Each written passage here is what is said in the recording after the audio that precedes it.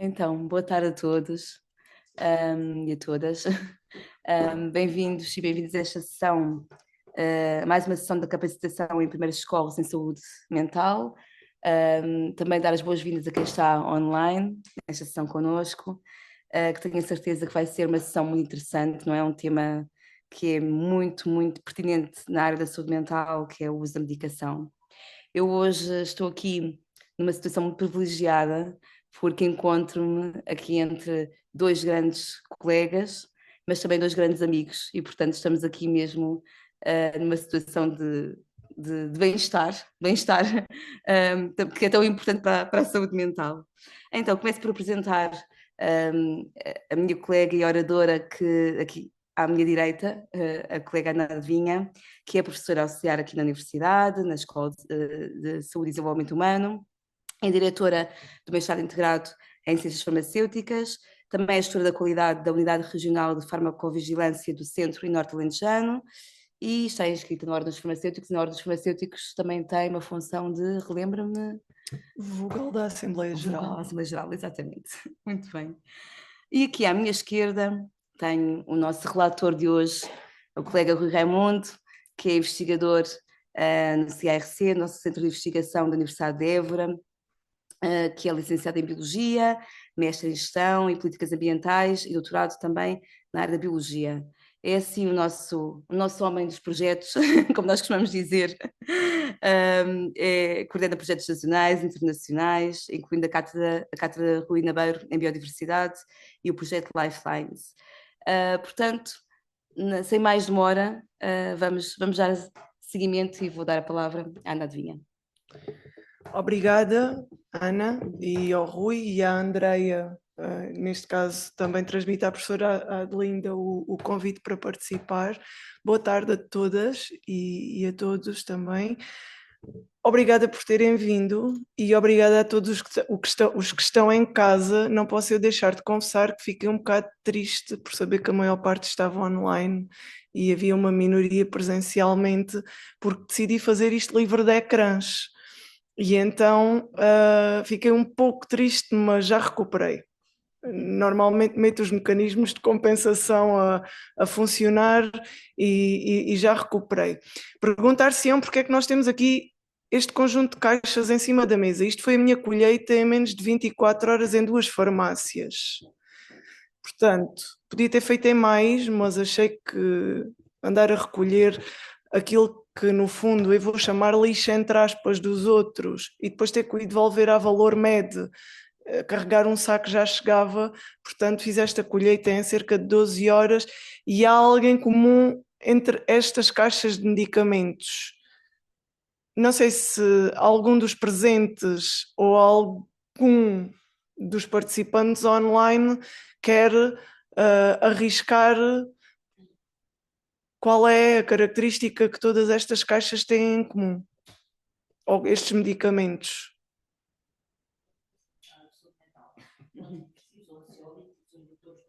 Exatamente. São todos do grupo N. Portanto, o grupo N da classificação da Organização Mundial da Saúde para os medicamentos, que conjuga os medicamentos utilizados no sistema nervoso central. E temos aqui uma amostra relativamente representativa, nomeadamente de ansiolíticos, antidepressivos, hipnóticos e analgésicos. Não opiáceos e opiáceos fracos, porque como com certeza saberão, os opiáceos mais fortes são sujeitos a receita médica especial e não é propriamente um medicamento que alguém retiraria da caixa do Valor Med com embalagens ainda em condições para me deixar trazer dentro de um saco, e até porque a toma é devidamente controlada e a maior parte deles são dispensados não só em farmácia comunitária, mas também hospitalar.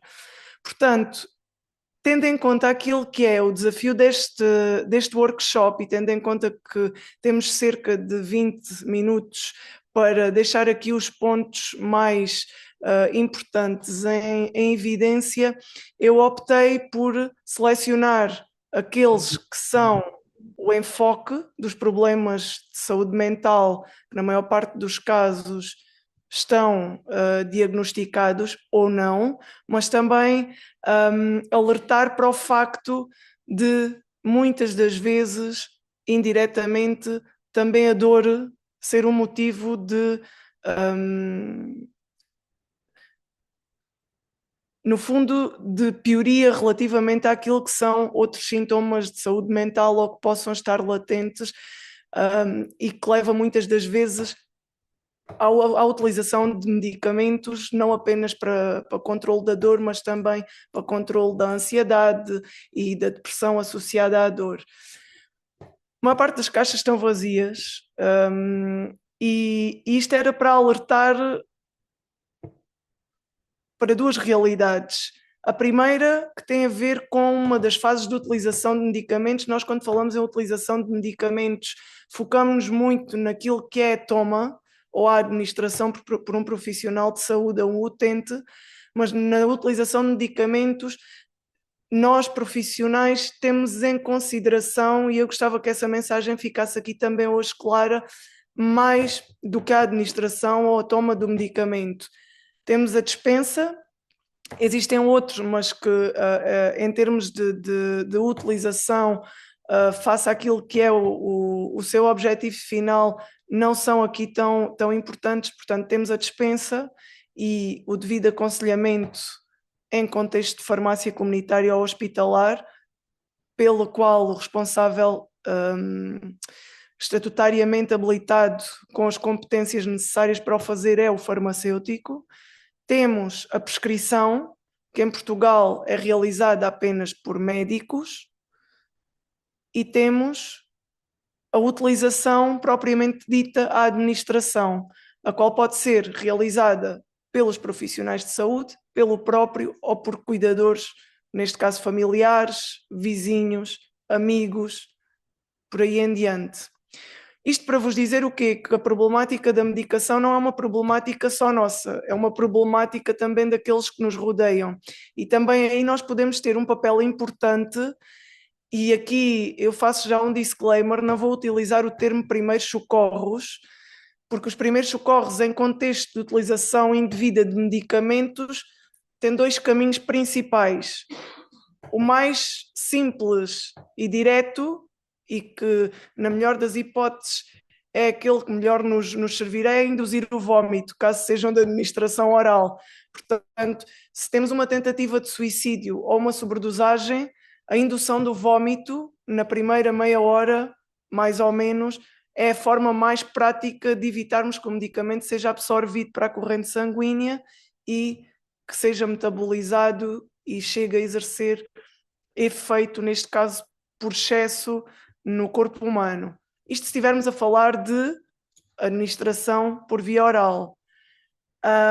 E a outra, obviamente, será o ativar as linhas de emergência, quer através da Saúde 24, quer através do 112, caso estejamos numa situação de risco de vida.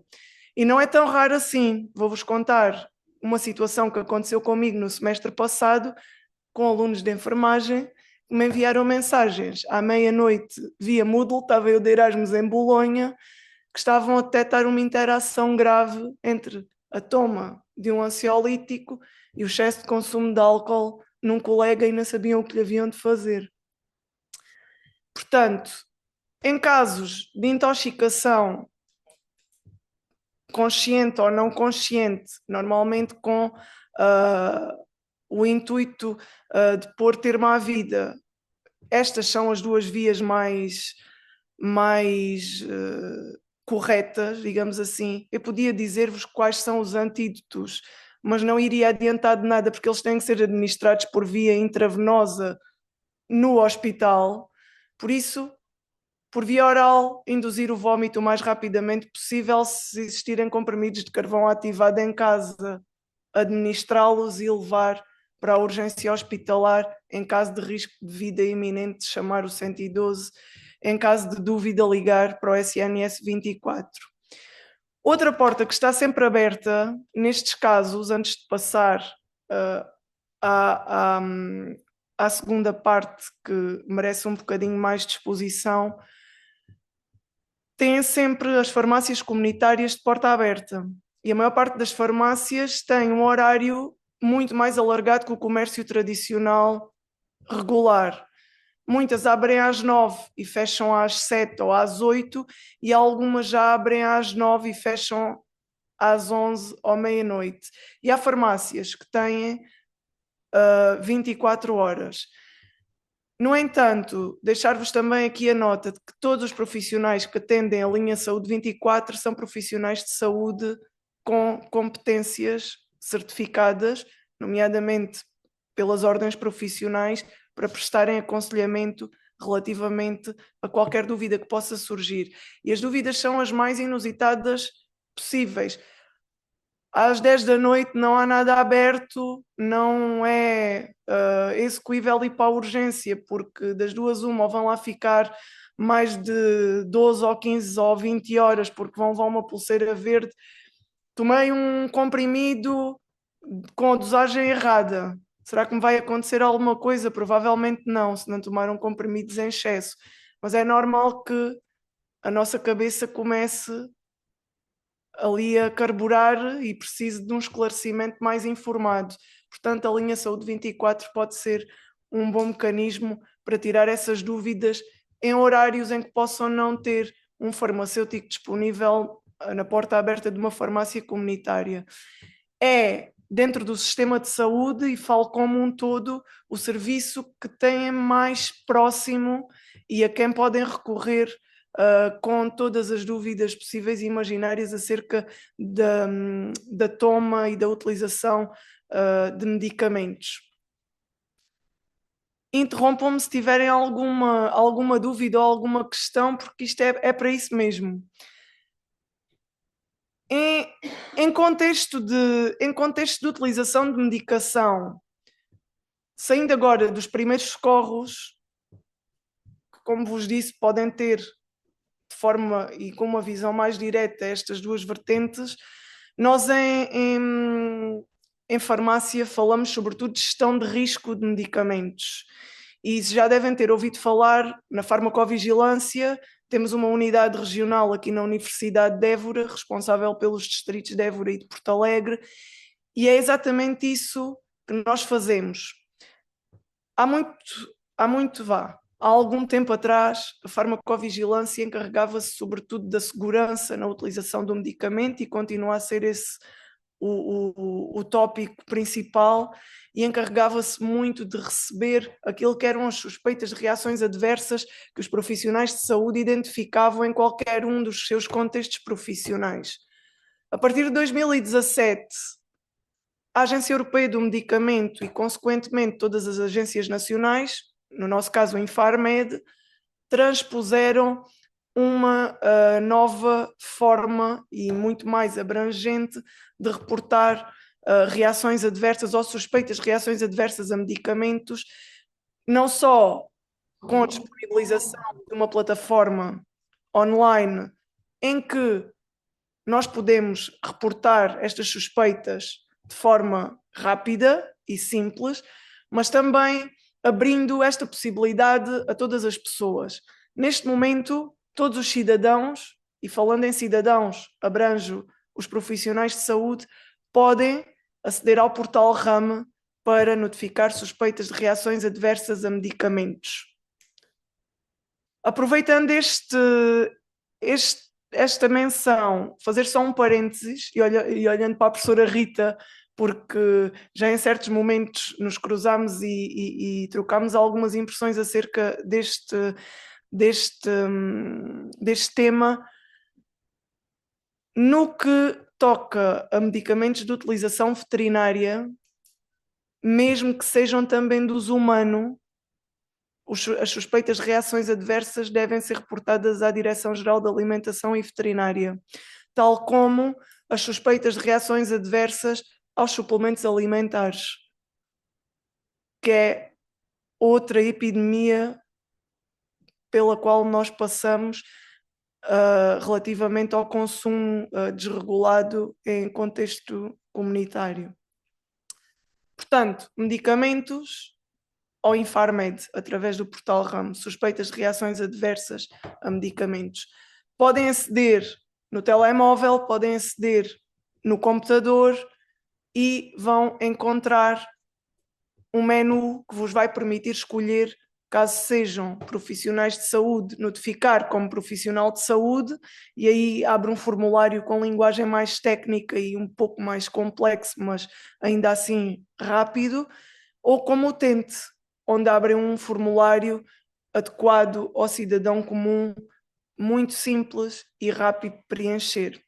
Essa notificação, de acordo com o código postal, vai ser direcionada pelo Sistema de Informação do Infarmed para a Unidade Regional de Farmacovigilância da zona de residência de quem está a notificar.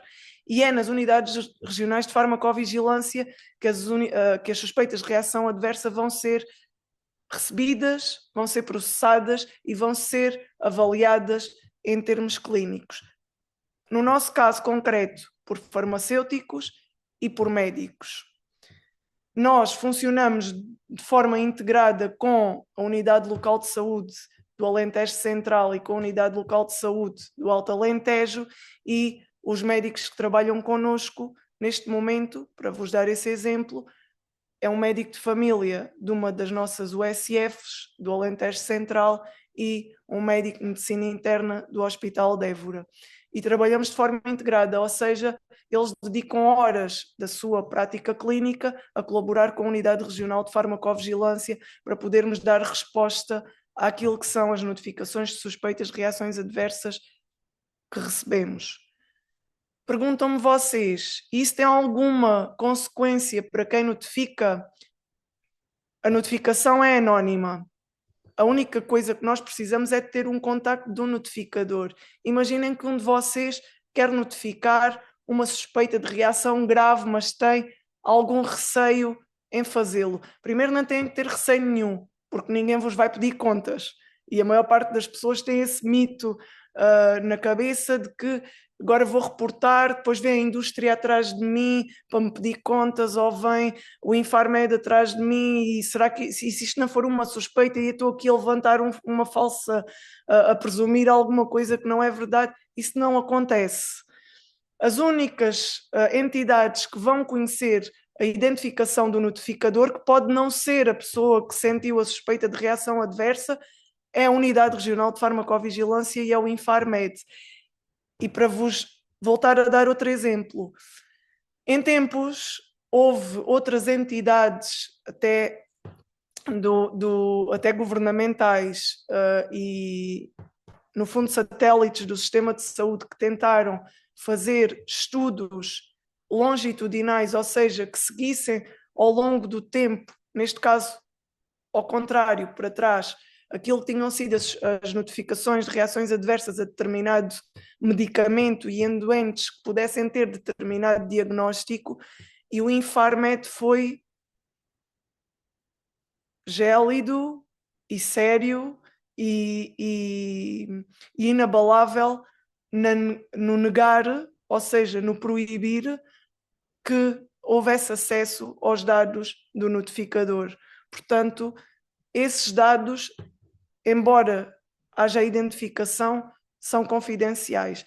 Da pessoa que sente a suspeita de reação adversa, não precisamos saber a identidade. Às vezes, claro, coincide o utente ou o doente ser quem notifica. Mas eu vou-vos deixar alguns flyers no final que depois vocês poderão consultar com mais calma. Para quem está online, a Andreia enviará o link, e a própria Unidade Regional de Farmacovigilância será sempre uma porta aberta caso tenham alguma dúvida, quer por telefone, quer presencialmente, no segundo andar da Escola de Enfermagem aqui em Évora.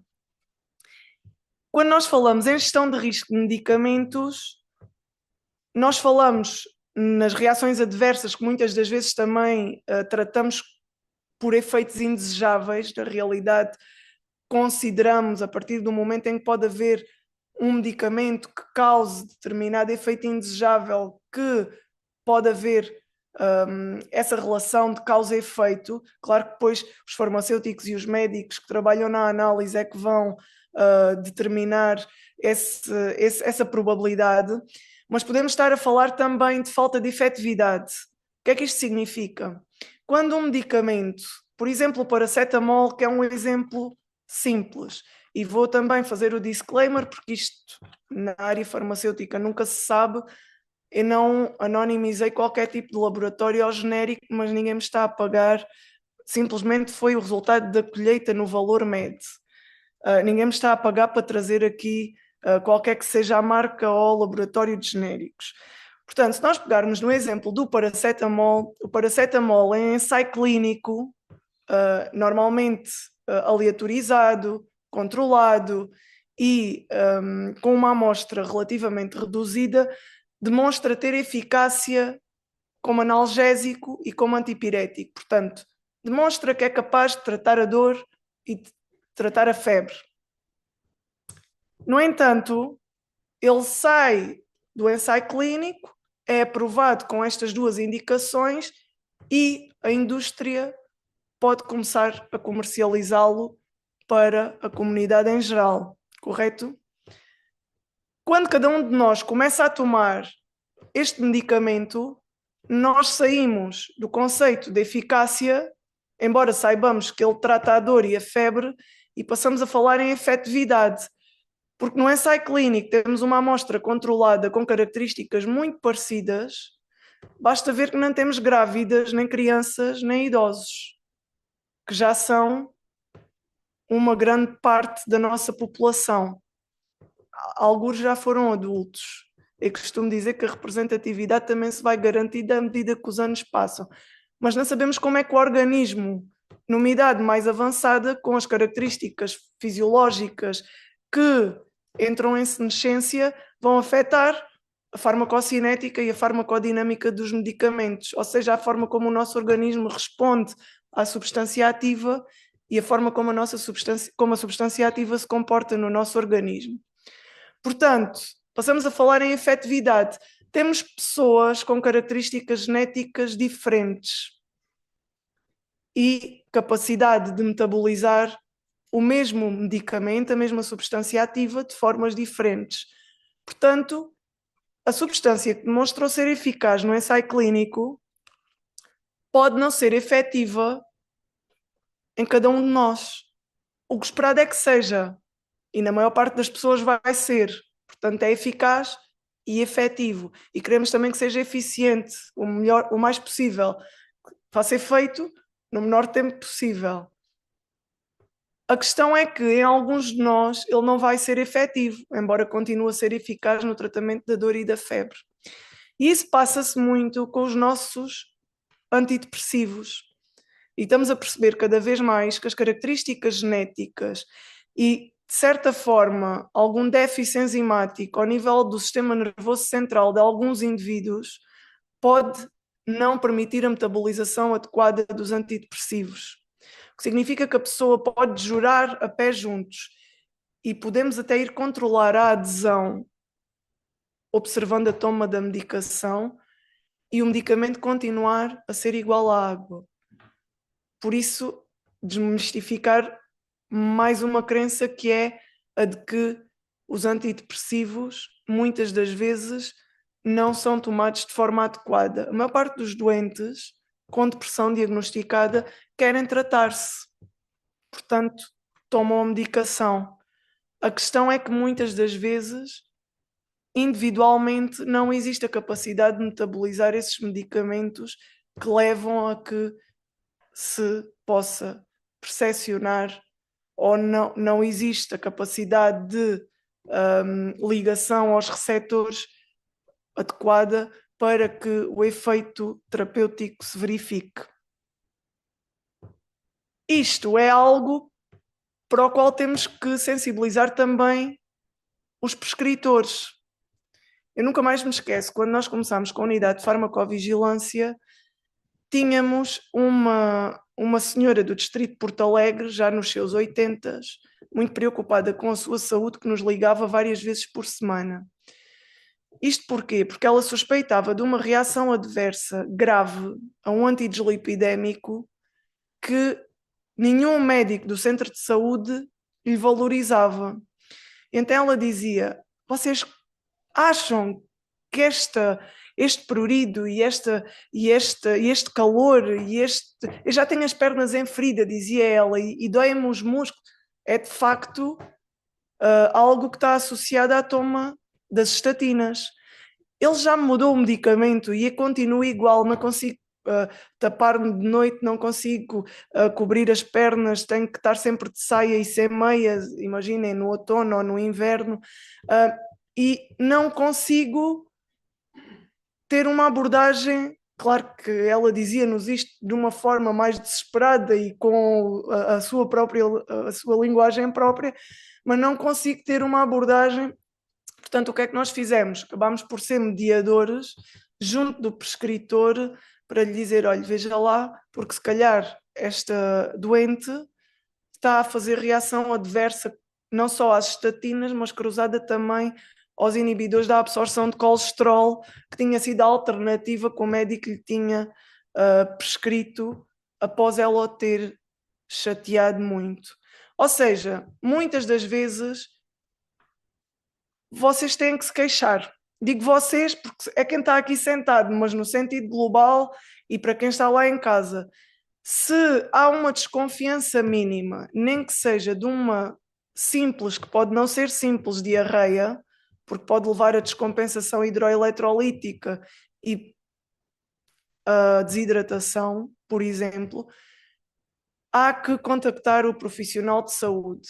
O mais próximo será o farmacêutico na farmácia ou o médico ou o enfermeiro no centro de saúde, mas em caso de indisponibilidade ou de menor acessibilidade, não tenham problema em contactar, mesmo que via telefónica, a unidade de farmacovigilância ou a linha de saúde 24, porque muitas das vezes estes problemas, nomeadamente destas reações adversas ou destes efeitos colaterais, pode levar ao desenvolvimento de novos problemas de saúde que já não é uma fruta que nós tenhamos a tradição de consumir aqui no Alentejo, mas que vai inibir algumas das enzimas hepáticas que metabolizam substâncias ativas com objetivo farmacológico. Também o consumo, o excesso de consumo de fibra pode acelerar o ritmo gastrointestinal e qualquer alimento que nos faça acelerar o trânsito gastrointestinal e defecar mais vezes pode também, em caso de chegarmos ao ponto de ter diarreia, aumentar ou intensificar mais rapidamente a eliminação da substância ativa. O mesmo relativamente ao vómito. Está bem? Outra questão importante que também está relacionada com um grupo que é altamente consumido por todos nós, que são os anti-inflamatórios não esteroides. Os anti-inflamatórios não esteroides, per si, e não precisam de ser por via oral, têm como principal ou têm como uma das principais reações adversas o risco hemorrágico, nomeadamente gastrointestinal. Portanto, tentar que não, obviamente, depois de refeições altamente calóricas ou proteicas, porque aí não há medicamento que resista, embora alguns, e não vou estar aqui a aprofundar quais, até se aconselha que possam ser tomados após um consumo mais consistente de alimentos, mas convém que não os tomemos de estômago vazio. Isto é válido para a maior parte dos medicamentos.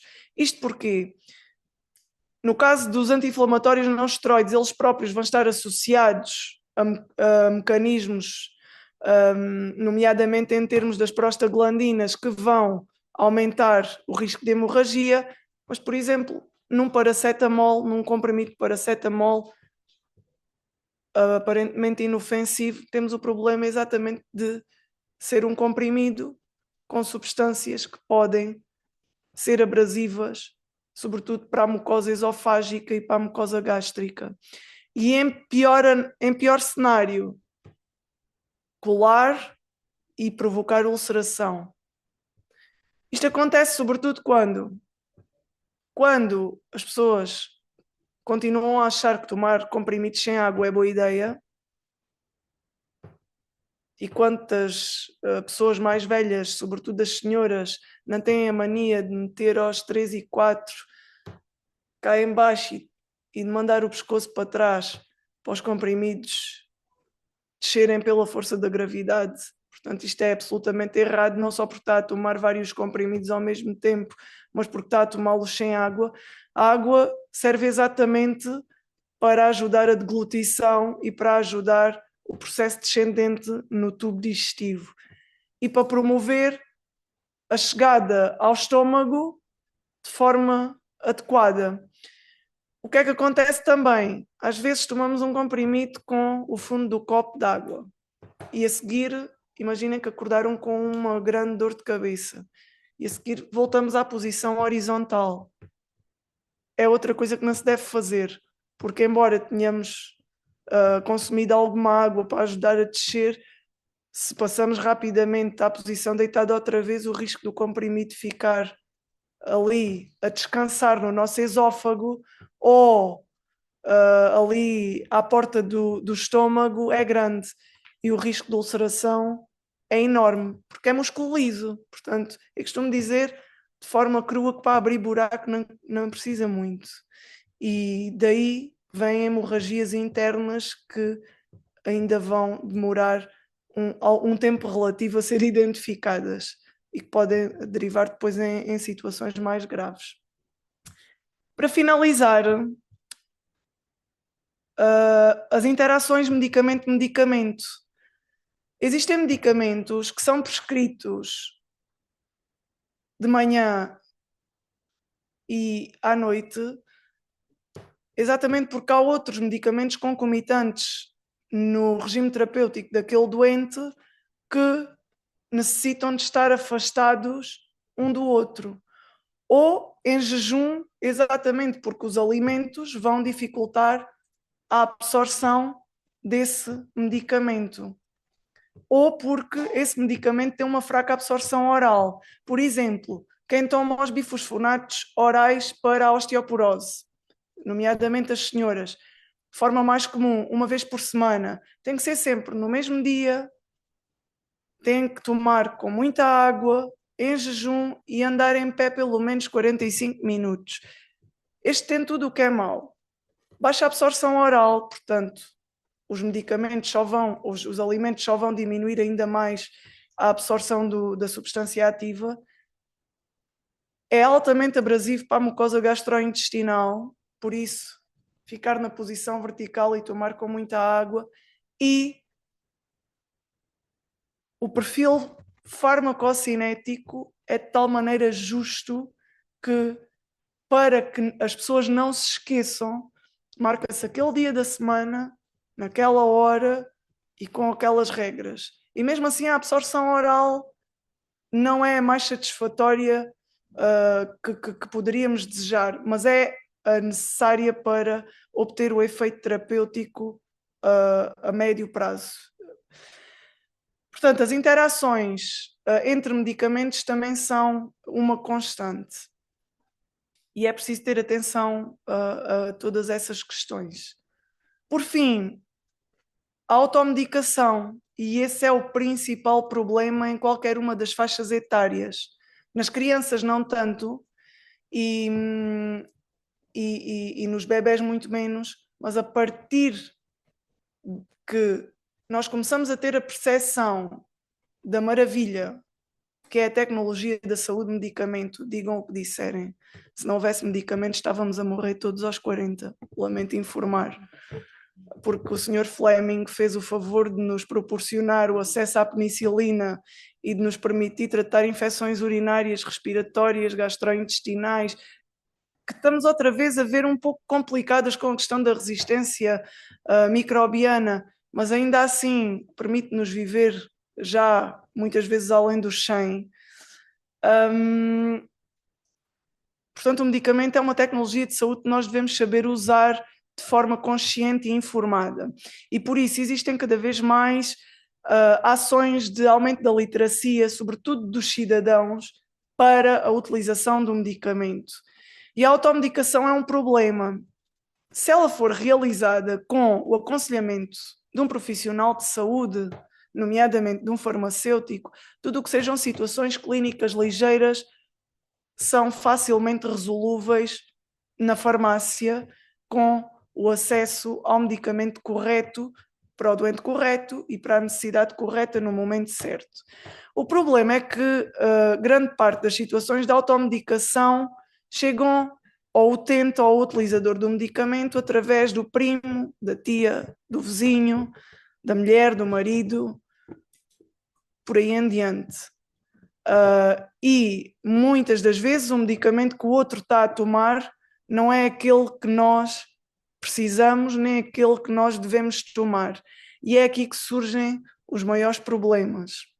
Isto porque partilham-se antibióticos, partilham-se ansiolíticos, partilham-se antidepressivos, partilham-se analgésicos, nomeadamente contendo codeína, que é um opiáceo fraco, mas e cada um tem um perfil de consumo diferente.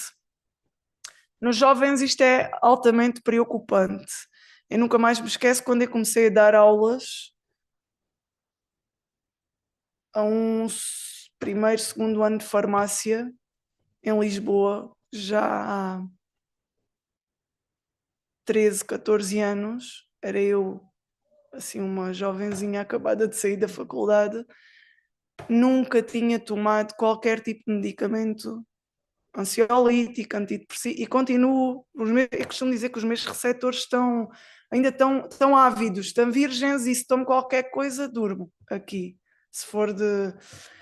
Mas fiquei pasmada quando a minha turma de primeiro ano me reportou, em mais de 80% dos casos, já tomar pelo menos um ansiolítico de forma crónica todos os dias.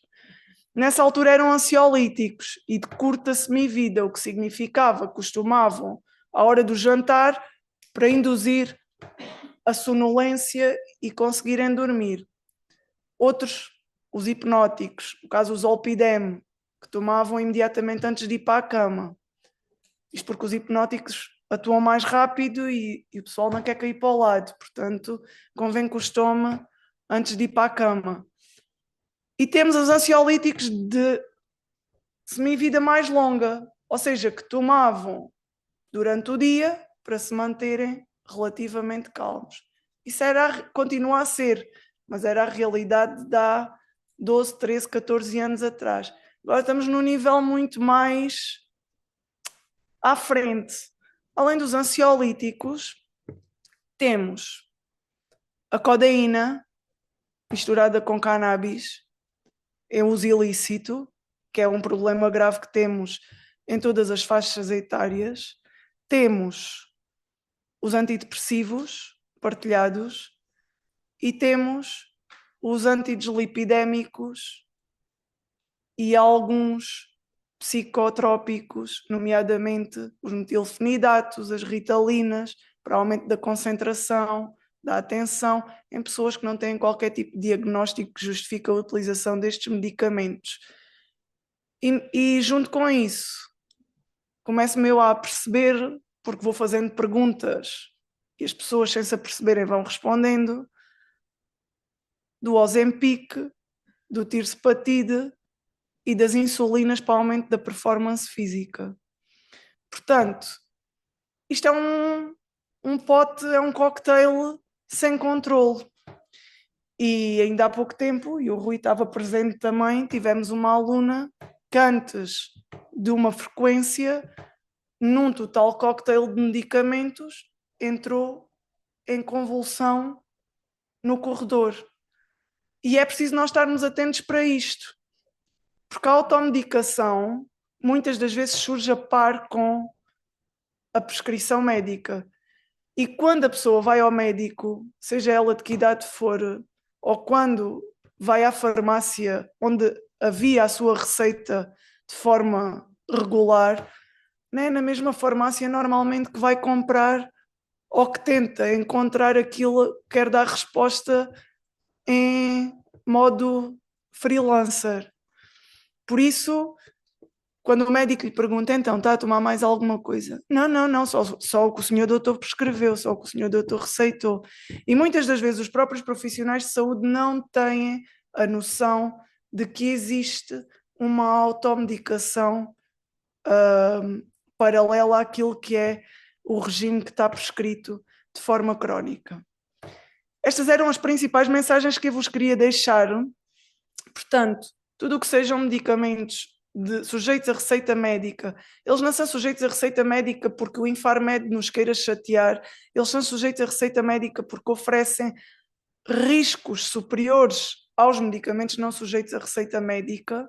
E também desengane-se quem acha que há alguma coisa na vida que não tem risco, até gosto de subir as escadas, tem algum risco associado.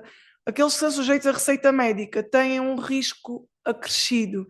Isto não é para vos assustar, mas é para mantermos a vigilância necessária, porque na realidade eles continuam a ser substâncias ativas de uso médico, de uso regular, mas em termos fisiológicos, embora atuem beneficamente, e é por isso que se chamam fármacos, quando são administrados na dose incorreta ou quando são administrados ao utente incorreto, passam a ter uma utilização irregular e não passam a ilícitos, mas passam a oferecer um risco ainda maior, equivalente praticamente àquele que nós temos ou que alguém tem quando consome substâncias do uso ilícito. E eu estou a tratá-las por substâncias de propósito, porque na verdade, embora nós já tenhamos muitos medicamentos de origem biológica e biotecnológica, a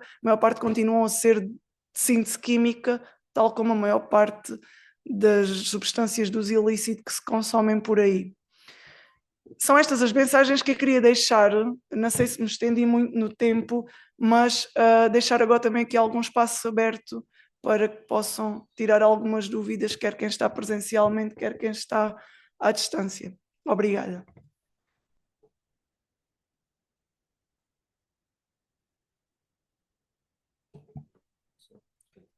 Certo. Então, temos aqui algumas questões, alguns comentários que queiram aqui ajudar aqui a nossa reflexão, também online, se houver algum comentário, alguma questão, alguma ideia, alguma experiência que queiram partilhar. Às vezes é complicado, mas por isso eu digo que a unidade de farmacovigilância pode ser sempre um contacto importante a ter em conta, porque muitas das vezes eu percebo, e mesmo quem notifica, muitas das vezes tem algumas reticências em expor as dúvidas. Sim. Eu estava aqui só a pensar numa situação que falaste, que é, eu trabalhei muitos anos em psiquiatria e, portanto, tive muito contato com a questão da medicação mais específica nesta área, mas agora percebo que é uma realidade que tem a ver com isto, o lifestyle, os hábitos de vida saudáveis, e que depois tem a ver com esta questão da toma de suplementos e de outro tipo de substâncias que não são propriamente medicação psiquiátrica, mas que realmente têm um impacto ao nível da saúde mental, não é? E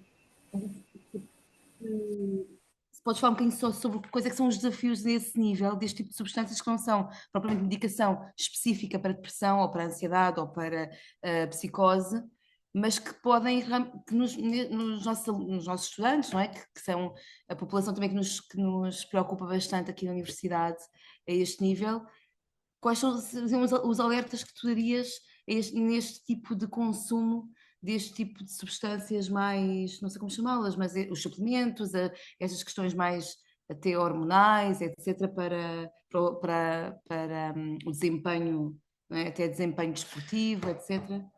Talvez o ponto seja aquilo que eles compram fora da farmácia. Ou seja, podes incluir suplementos, podes incluir medicamentos falsificados, podes incluir substâncias. que muitas das vezes estão rotuladas com determinada designação e o que lá está dentro pode ser outra coisa completamente diferente ou ser só placebo. Muitas ampolas vendidas na internet trazem só água destilada e é quando é destilada. Portanto, isso é outro ponto importante e vem complementar. Esse é um problema que está identificado e a própria Ordem dos Farmacêuticos, o Infarmed e o próprio Ministério têm muita atenção a isso e têm sido feitas algumas campanhas de sensibilização, não só nos jovens, que é a compra de medicamentos e suplementos, sobretudo em estabelecimentos não licenciados e pela internet.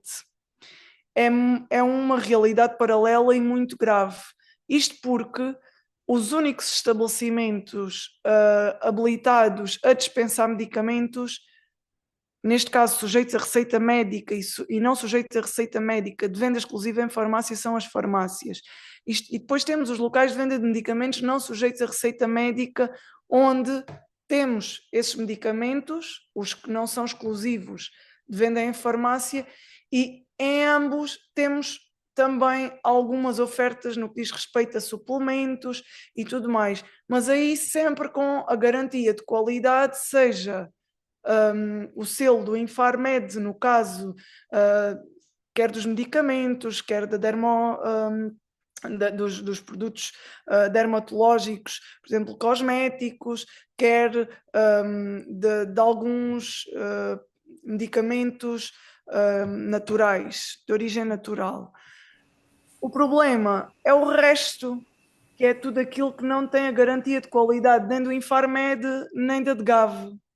E aí é que nós não conseguimos garantir que, primeiro, aquilo que lá está dentro seja dar a resposta adequada aos intentos de quem está a comprar e a utilizar, e por outro lado, podermos também ajudar e apoiar, pelo menos aumentando algum conhecimento, sobretudo no que diz respeito às interações, porque muitas das vezes estes suplementos duplicam consumos e não é preciso muito. Quantas pessoas não vamos nós que não vamos nós rever, por exemplo, os medicamentos e percebemos que fazem um suplemento que contém, entre outros, cálcio e ainda andam a tomar os comprimidos de cálcio e vitamina D por outro lado.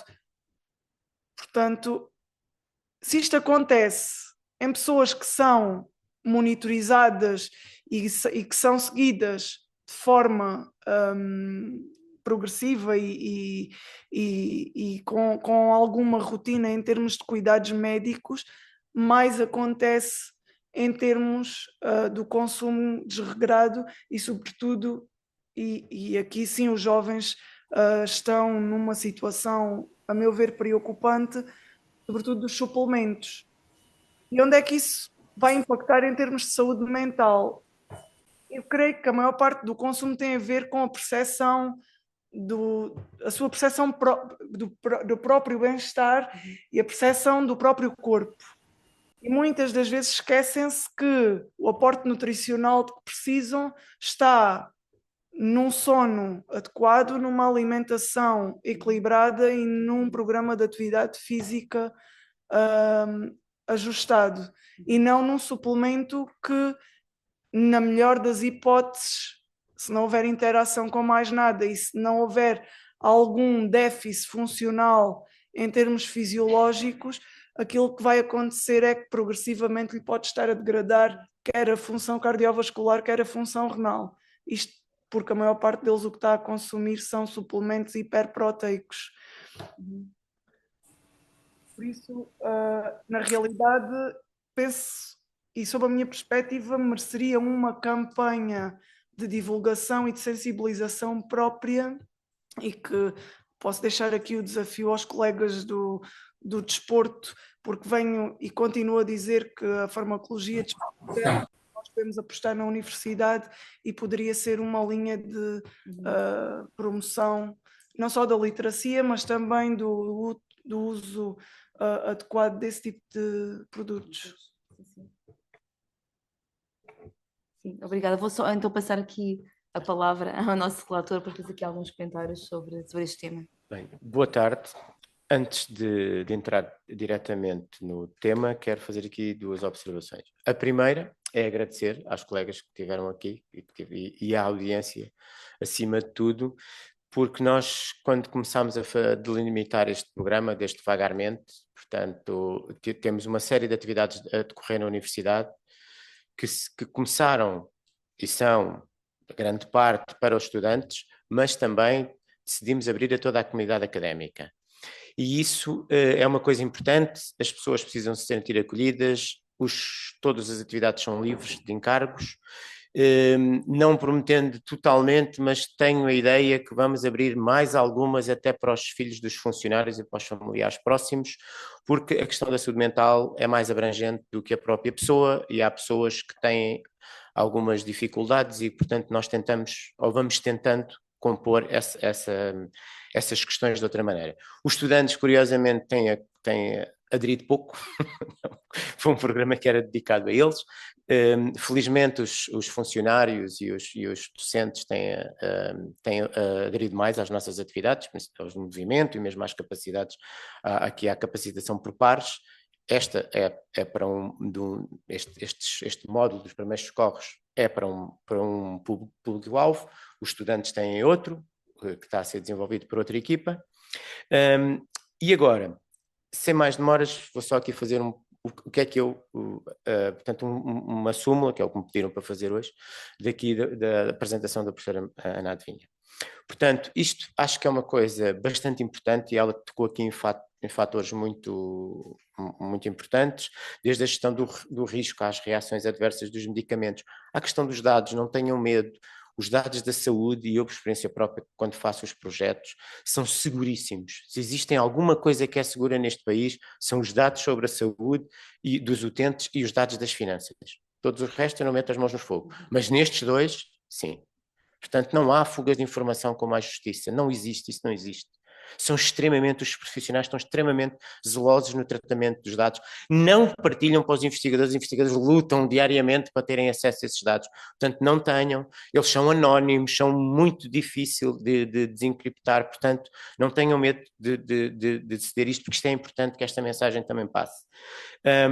A questão dos suplementos e da toma correta dos medicamentos e desmistificar alguns mitos, e a Ana fez isto muito bem. Eu acho que o cuidado com a automedicação, que é cada vez mais, a internet criou-nos tantas coisas boas, mas criou-nos também de coisas muito más. Eu tenho médicos amigos que chegam ali e dizem, eu não preciso, eu digo-lhe já, quer que passe só a receita, você dá o diagnóstico, diz o que é que quer e eu assino. Portanto, e isto é uma constante cada vez maior. E isto tem que ser combativo, temos que fazer aqui alguma questão de pedagogia, e a Ana tocou bastante nisso e deu uns exemplos muito concretos sobre isto. Os jovens, a medicação dos jovens, e o uso de medicamentos, as alterações nos metabolismos. Isto é uma coisa que eu vos quero deixar, portanto, nós vamos continuar a fazer isto, estes workshops. Espero que continuem a aderir online, presencialmente. Eu acho que presencialmente é sempre uma questão mais útil, porque nós estamos aqui, podemos falar, podemos... E aos meus colegas quero deixar um repto, que é assim, percam este tempo, ajudem-nos, porque assim, sem vocês a gente não consegue fazer isto, e é preciso que se percam 2 ou 3 horas por semana para fazer este tipo de coisas, porque a saúde mental, seja dos estudantes, seja dos agentes de ensino, tem que se perder tempo com as pessoas. E é aqui que nós não conseguimos fazer isto às vezes. Nós estamos sempre com 50 mil coisas para fazer e não perdemos tempo com as pessoas. E neste contexto, então, ainda é mais importante isto. Tá? Muito obrigado a todos pela vossa presença e espero encontrar-vos num breve futuro. Andreia, agora posso. E deixa-me só deixar também um agradecimento final e dizer que não se vai embora sem levar aqui um miminho que eu trouxe para vocês e que a Andreia partilha com quem está em casa. Neste caso, cada um de vocês leva uma parte e depois pode chegar à internet e ver o produto geral, mas gostei tanto desta ideia que dei-me ao luxo de trazer e de poder partilhar convosco. Obrigada.